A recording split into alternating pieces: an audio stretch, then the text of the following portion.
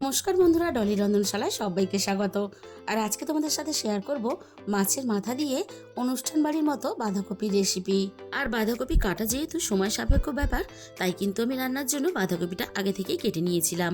আর যতটা সম্ভব ঝিরিঝিরি করে বাঁধাকপিটা কাটা যায় সেইভাবেই কিন্তু আমি কেটে নিয়েছি।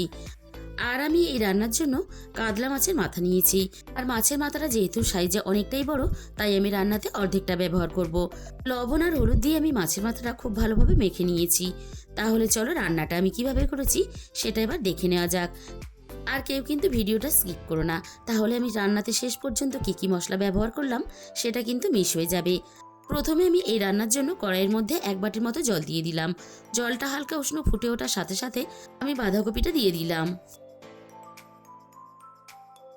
এবার আমি বাঁধাকপিটা একটু হালকা নাড়াচাড়া করে নেব। আর বাঁধাকপিটা কিন্তু আমি হালকা একটু ভাপিয়ে রান্না করব। এবার আমি গ্যাসের ফ্লেমটা মিডিয়ামের থেকে একটু লোতে রেখে কড়াইটা মিনিট 5 মতো ঢাকা দিয়ে দিলাম। মিনিট 5 মতো আমি বাঁধাকপিটা ভাপিয়ে নিয়েছি। এবার আমি কড়াই থেকে ঢাকাটাকে সরিয়ে নিলাম। আর বাঁধাকপি খুব বেশি কিন্তু ভাপিয়ে রান্না করা যাবে না। বাঁধাকপি যদি খুব বেশি ভাপিয়ে রান্না করা হয় তাহলে কিন্তু রান্নার পরে বাঁধাকপির মধ্যে একটা টক ভাব চলে আসতে পারে। এবারে আমি ভাপানো বাঁধাকপিটা কড়াই থেকে নামিয়ে নেব। আমি কড়াইটা ধুয়ে খুব ভালোভাবে পরিষ্কার করে আবারও গ্যাসের মধ্যে বসিয়ে দিয়েছি। এবার আমি কড়াইয়ের মধ্যে দিয়ে দিলাম প্রয়োজন মতো সর্ষের তেল। এবার আমি সর্ষের তেলটা খুব ভালোভাবে প্রথমে গরম করে নেব। আর এই রান্নার জন্য প্রথমে আমি মাছের মাথাটাকে ভেজে নেব। মাছের মাথাটা একটা সাইড খুব ভালোভাবে প্রথমে আমি ভাজা হতে দেব। একটা সাইড আমি খুব ভালোভাবে ভেজে নিয়েছি, অপর সাইডটা ভাজার জন্য আমি উল্টে দিলাম। এইভাবেই কিন্তু ঘুরিয়ে ফিরিয়ে মাছের মাথাটা আমি খুব ভালোভাবে ভেজে নেব। মাছের মাথা দেখো দুটো সাইডে আমি ঘুরিয়ে ফিরিয়ে বেশ লালচে করে ভেজে নিয়েছি। এবার আমি খুন্তি দিয়ে যতটা সম্ভব মাছের মাথাটা ভাঙা যায় সেইভাবেই কিন্তু আমি ভেঙে নেব। মাছের মাথাটা যতটা সম্ভব ভাঙা যায় সেইভাবেই কিন্তু আমি ভেঙে নিলাম। এবার আমি ঘুরিয়ে ফিরিয়ে একটু ভেজে নেব। যদি মাছের মাথার মধ্যে হালকা কাঁচা ভাব থাকে তাহলে সুন্দরভাবে ভাজা হয়ে যাবে। এবার আমি ভাজা মাথাগুলোকে কড়াই থেকে নামিয়ে নেব।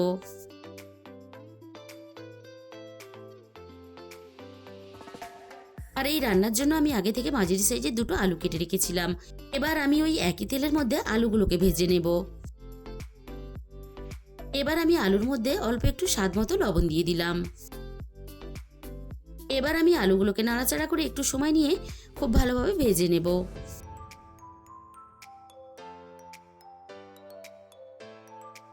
আলুগুলো আমি মিনিট 5 মতো নাড়াচাড়া করে খুব ভালোভাবে ভেজে নিয়েছি। আর আলুর গায়ে দেখো একটা সুন্দর কালার চলে এসেছে। এবার আমি ভাজা আলুগুলোকে কড়াই থেকে নামিয়ে নেব। আর কড়াইয়ের মধ্যে যেটুকু তেল আছে এই তেলেই কিন্তু আমি বাকি রান্নাটা করে নেব। প্রথমে আমি ফোড়নে দিয়ে দিলাম অল্প একটু গোটা জিরে, আর সাথেই আমি দিয়ে দেব 2টো তেজপাতা কুচি। এবার আমি ফোড়নটাকে কয়েক সেকেন্ড নাড়াচাড়া করে ভেজে নেব, ফোড়ন থেকে সুন্দর মিষ্টি গন্ধ বেরোনো পর্যন্ত। এই রান্নার জন্য আমি আগে থেকে একটা মাঝারি সাইজের পেঁয়াজ কেটে রেখেছিলাম। এবার আমি পেঁয়াজ কুচিটা তেলের মধ্যে দিয়ে দিলাম। এবার আমি পেঁয়াজটাকে নাড়াচাড়া করে বেশ ভালোভাবে একটু নরম করে ভেজে নেব। তবে এই রান্নার জন্য পেঁয়াজ কিন্তু খুব বেশি লালচে করে মুচমুচে করে ভাজা যাবে না। পেঁয়াজটা বেশ এরকম হালকা নরম হবে। আর পেঁয়াজের মধ্যে দেখো একটা সুন্দর সোনালি কালার চলে এসেছে। ঠিক এরকম করেই পেঁয়াজটাকে রান্নার জন্য ভেজে নিতে হবে। এবারে আমি পেঁয়াজের সাথেই দিয়ে দেব রান্নার প্রয়োজন মতো আদা রসুন বাটা। আদা রসুনটা আমি একসাথেই বেটে নিয়েছিলাম।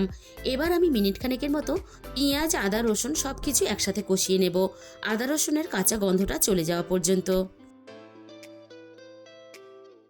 পেঁয়াজ আদা রসুন সবকিছু একসাথে খুব ভালোভাবে কষিয়ে নিয়েছি। এবার আমি অল্প একটু জল দিয়ে দিলাম। এবার আমি একে একে রান্নার গুঁড়ো মশলাগুলো দিয়ে দেব। প্রথমে আমি রান্নার প্রয়োজন মতো হলুদের গুঁড়ো দিয়ে দিলাম, আর সাথেই আমি ঝালের জন্য দিয়ে দেব লঙ্কার গুঁড়ো। আর এই রান্নাটা আমি একটু ঝালঝাল করে করব, যেহেতু মাছের মাথা দেওয়া আছে তাই রান্নাটা একটু ঝালঝাল করে করলে খেতে ভালো লাগবে। তবে ঝালের পরিমাণটা অবশ্যই নিজেদের স্বাদ মতো ব্যবহার করবে।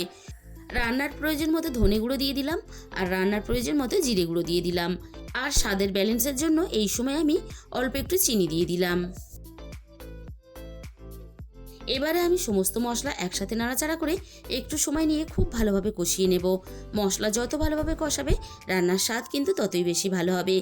মিনিট 5-6 মতো আমি নাড়াচাড়া করে মশলাটা খুব ভালোভাবে কষিয়ে নিয়েছি। আর মশলা থেকে সুন্দরভাবে তেলটাও ছেড়ে দিয়েছে।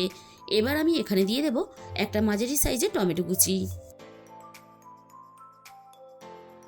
আর টমেটো কুচির সাথে আমি রান্নার স্বাদ মতো লবণ দিয়ে দিলাম। এবার আমি মশলার সাথে টমেটোটা নাড়াচাড়া করে খুব ভালোভাবে কষিয়ে নেব। টমেটো আর মশলা একসাথে নাড়াচাড়া করে বেশ ভালোভাবে আমি কষিয়ে নিলাম। এবার আমি ভেজে রাখা আলুগুলোকে দিয়ে দেব। আর আলুর সাথেই আমি কিছুটা মটরশুঁটি দিয়ে দেব। এবার আমি আলু আর মটরশুঁটি মশলার সাথে খুব ভালোভাবে কষিয়ে নেব।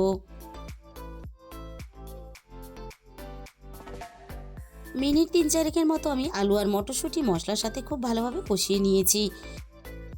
এবার আমি ভাপানো বাঁধাকপিটা দিয়ে দেব।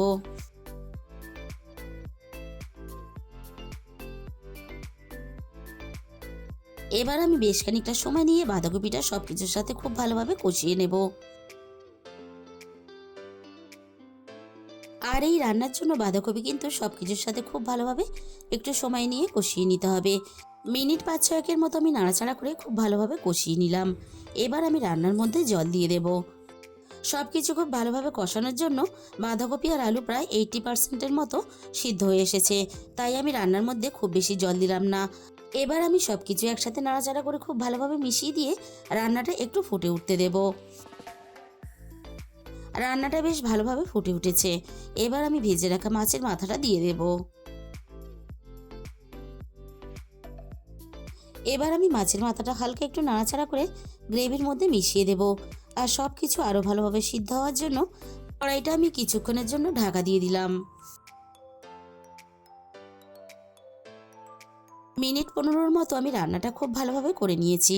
এবার আমি কড়াই থেকে ঢাকাটাকে সরিয়ে নিলাম। আমি আবারও একটু নাড়াচাড়া করে নেব আর দেখে নেব সব কিছু খুব ভালোভাবে সিদ্ধ হয়েছে কিনা। আলু, বাঁধাকপি, মটরশুঁটি খুব ভালোভাবে সিদ্ধ হয়ে গেছে। আর রান্নাটা কিন্তু আমি এরকম একটু রস রাখবো, তাহলে ভাতের সাথে মেখে খেতে যেমন ভালো লাগবে তেমনি কিন্তু রুটির সাথেও খেতে বেশ ভালো লাগবে। সবশেষে আমি 1 চামচ গরম মশলার গুঁড়ো দিয়ে দিলাম। তাহলে বন্ধুরা, আজকের এই রেসিপিটা শেষ পর্যন্ত দেখার পরে তোমাদের যদি ভালো লেগে থাকে তাহলে একদিন হলেও তোমরা বানিয়ে দেখতে পারো। আর রেসিপিটা ভালো লাগলে ভিডিওতে একটা লাইক, শেয়ার আর কমেন্ট করে দিও। আর যে সমস্ত নতুন বন্ধুরা এখনও পর্যন্ত আমার চ্যানেলটাকে সাবস্ক্রাইব করোনি, এরকম নতুন নতুন ঘরোয়া রেসিপি পেতে আমার চ্যানেলটাকে সাবস্ক্রাইব করে আমার পাশে থাকার অনুরোধ রইল। আর তার সাথে সাথে পাশে থাকা বেল আইকনটা ক্লিক করে অল করে দিও, তাহলে আমি যখনই কোনো নতুন রেসিপি আপলোড করব সবার আগে তোমার কাছে পৌঁছে যাবে। আর তোমাদের মূল্যবান সময় দিয়ে আমার এই রেসিপিটা শেষ পর্যন্ত দেখার জন্য তোমাদের সবাইকে অসংখ্য ধন্যবাদ। আজকে তাহলে এই পর্যন্ত।